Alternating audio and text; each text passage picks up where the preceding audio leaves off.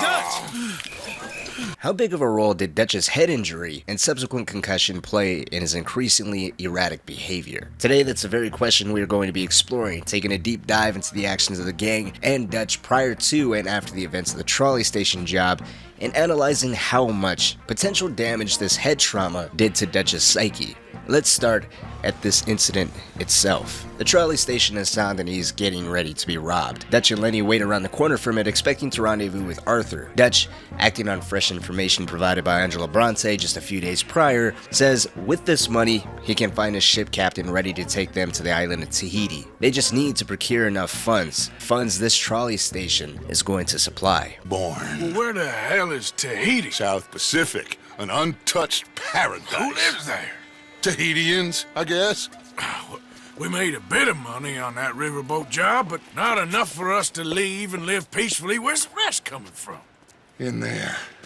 As we all know, this trolley station was a trap, set up by Angela Bronte, who possibly foresaw the Vanderlyn gang as a potential threat to, if not his personal well-being, then to the operations he had his hands in. And this was him setting bait for the gang to take, which they inevitably did. This was the catalyst that in some ways sealed the fate of Bronte, possibly even Hosea, and with it the tiny remnants of whatever Dutch's mental state was. Now if we look at that opening cutscene of the trio trying to get away in the trolley, it derails, sending the occupants flying around, resulting in Dutch's face getting bruised and hitting his head, as we seen by him holding it as he struggles to get up from the floor. Head injuries are not something to easily dismiss. They can result in permanent damage and lifelong complications, especially if left untreated. Obviously, as the game continues, there's never any signs of Dutch receiving any kind of treatment for this injury. On the flip side, can we really say it is that serious of one? Considering Dutch doesn't immediately black out or lose consciousness, he doesn't appear to be any more disoriented or confused than Arthur or Lenny. None of them, especially Dutch, displays any blurred vision or speech or difficulty walking. I mean, unless the injury had some serious delayed reaction that took effect over the next few days, just observing his immediate behavior after the crash, he for the most part seemed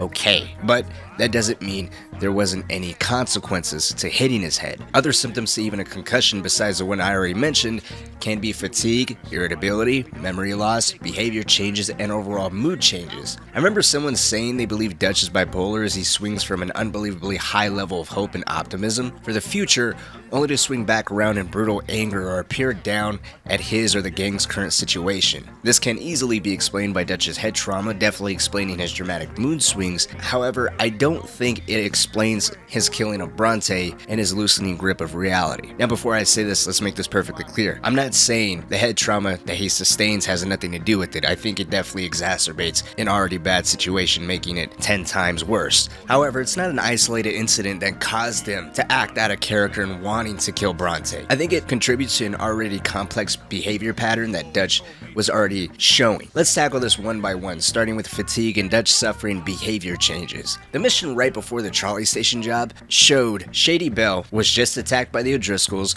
with Kieran sent back to the camp in a horrifying way. He was decapitated, his eyes gouged out, and his head was presented by his body that was riding horseback. The Pinkertons are close by. This place ain't no such thing as civilized.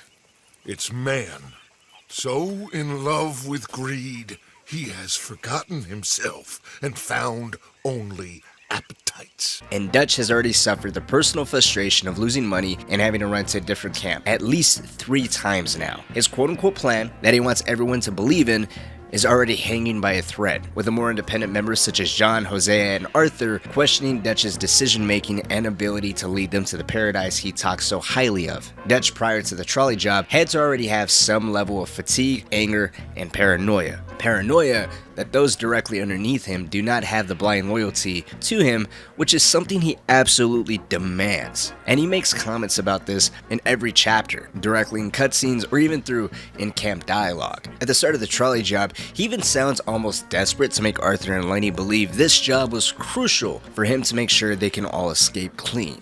Keep walking. You're late. Couple of days in this place, you turned into some clock-watching city boy. What's the urgency? We need to leave. Forever.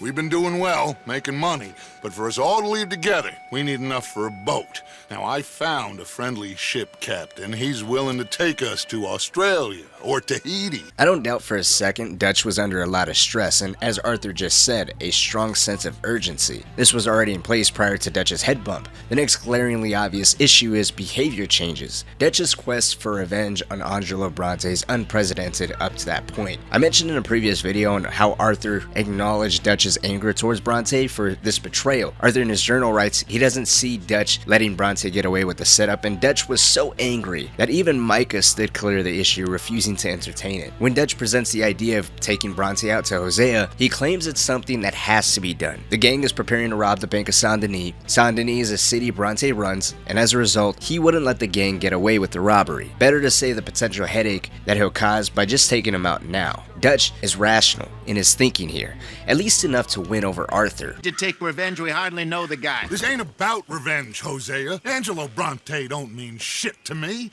This is about the fact we are planning to rob a bank in his town. A bank that he no doubt protects. A town where his men are gunning for us. It's his ability to rationalize here that tells me it's less of a direct symptom of a head injury and more of the injury and possibly even countless insults Bronte hurled at Dutch and the gang members and the many times they were in his presence, with there even being a moment where Bronte directly calls out Dutch for longing for the days where you can shoot each other and screw cows out in the open range. It'll make you long for the days when you could shoot each other and screw cows out on the open range.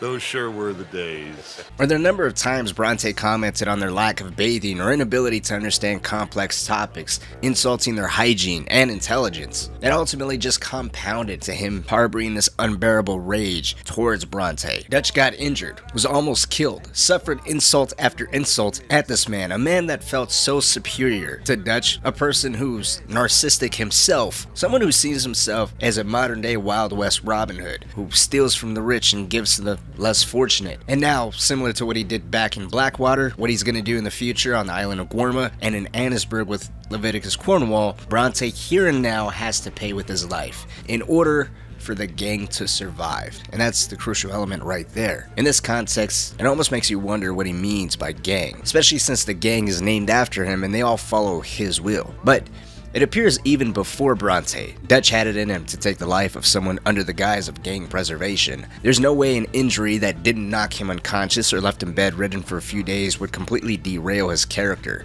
I think the days following the trolley job gave him ample time to think and brood over the last insult Bronte gave him, displaying very clearly how little he thought of Dutch, and he never lost his ability to rationalize for members who needed some type of convincing. Really the only person being Hosea, whose death led to Dutch giving up on trying even more. Why try to convince people when you know you're charismatic and can give them exactly what they want and need, so long as they listen to you?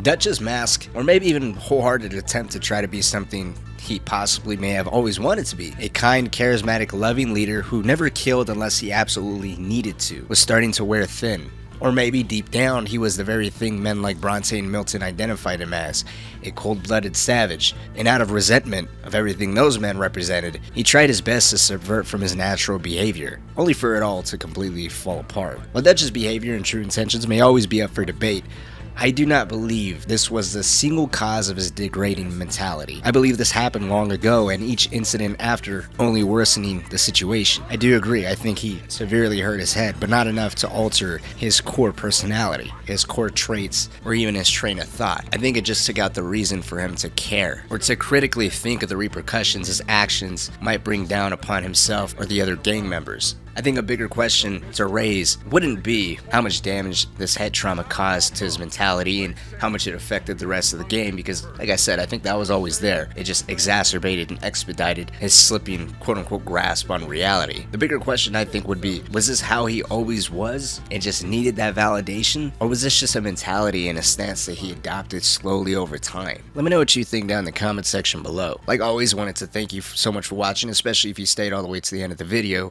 I greatly appreciate it. If you want to talk more Red Dead Redemption 2 or throw a video idea my way, feel free to leave it down in the comments below, or even join the Discord. There's a link down in the description to a public server with roughly 3,000 members, so if you want to talk, chat, contact me directly, that's a great way to do so. Or follow me on my socials, that's always in the description as well. But to the next video, see y'all later.